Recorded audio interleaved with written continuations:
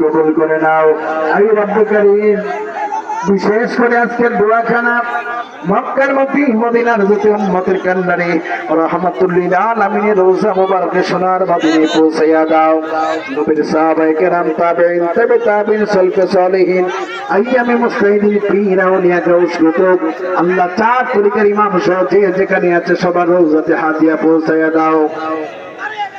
আল্লাহ বিশেষ করে চট্টগ্রাম জামিয়ার ময়দানে পৌঁছায়া দাও।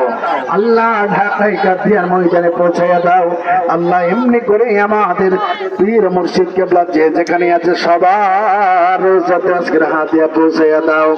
আল্লাহ নেত্রকোনার জমিনে পৌঁছায়া দাও। রেজবিয়া দরবার এবং দরগা শরীফে পৌঁছায়া দাও।